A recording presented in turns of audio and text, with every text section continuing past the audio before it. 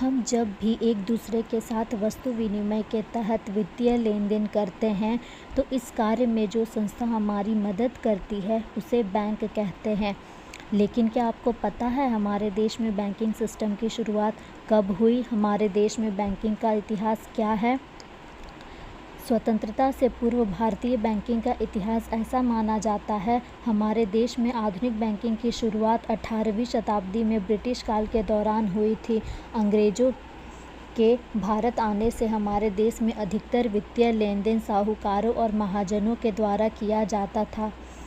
जब 18वीं शताब्दी में अंग्रेजों ने भारत में ईस्ट इंडिया कंपनी की शुरुआत की तो मुंबई और कोलकाता जैसे बड़े शहरों में कुछ एजेंसी गृहों की शुरुआत की जो लोगों को ज़रूरत के अनुसार ग्रहण प्रदान किया करते थे।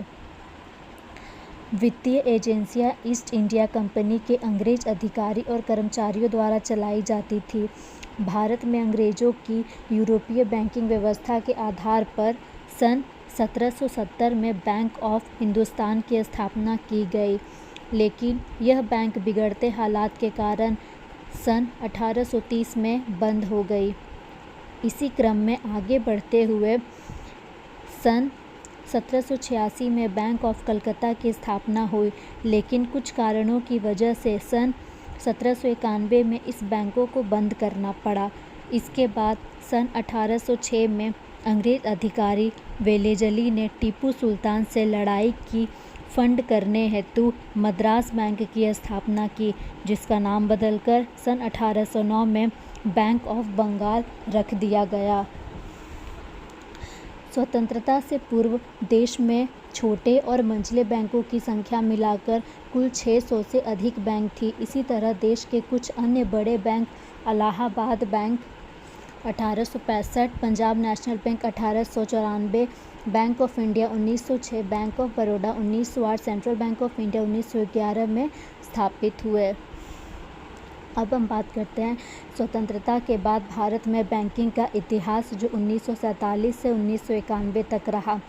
भारत की आज़ादी के बाद देश में तत्कालीन इंदिरा गांधी जी की सरकार के समय बैंकों का राष्ट्रीयकरण किया गया। बैंकों के राष्ट्रीयकरण के प्रथम चरण में कुल 14 बड़े बैंकों का राष्ट्रीयकरण किया गया। यह राष्ट्रीयकरण बैंकों के विस्तार, समेकन और कर्मचारियों की वेतन वृद्धि को लेकर किया गया था। वर्ष 1991 में आरबीआई ने 10 निजी वित्तीय संस्थाओं ICICI, axis bank, HDFC, डीसीडी, IndusInd bank आदि को बैंकिंग लाइसेंस प्रदान किए।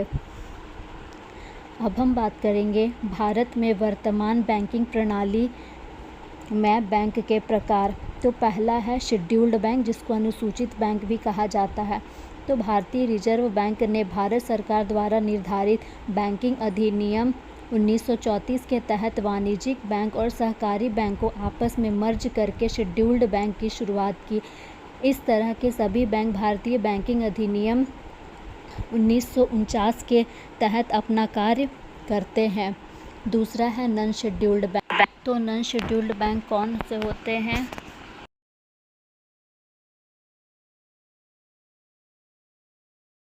के भाग 10 की धारा 5 के खंड ग में परिभाषित किया गया है। जैसा कि आप जानते हैं कि भारतीय रिजर्व बैंक देश का एकमात्र सेंट्रलाइज्ड बैंक है जिसके द्वारा जारी किए गए दिशा निर्देशों और नियमों को देश के प्रत्येक बैंक को मान्य होते हैं। लेकिन अनुसूचित बैंकों में कमर्शियल बैंक को गैर अनुसूचित वाणिज्यिक बैंक में शामिल किया गया है। कमर्शियल बैंक का काम मुख्य रूप से प्रॉफिट बेसिस और एडवांस लोन के उद्देश्यों को पूरा करना है। कार्य के आधार पर कमर्शियल बैंक को 4 भागों में बांटा गया है: public sector bank, private sector bank, foreign bank, regional rural bank.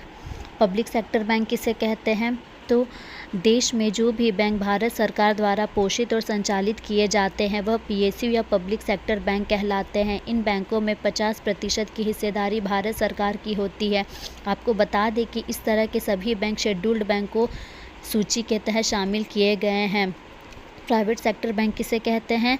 तो भारत सरकार के बैंकिंग अधिनियम 1956 के तहत निजी संस्थानों, व्यक्तियों द्वारा चलाए जा रहे सभी बैंक प्राइवेट बैंक कहलाते हैं। सभी प्राइवेट बैंक्स को बैंकिंग अधिनियम के तहत स्वयं को आरबीआई के पास रजिस्टर करना होता है। अगला है रीजनल रूरल बैंक्स। तो रीजनल रूरल बैंक्स को हिंदी में ग्रामीण क्षेत्रीय बैंक कहा जाता है।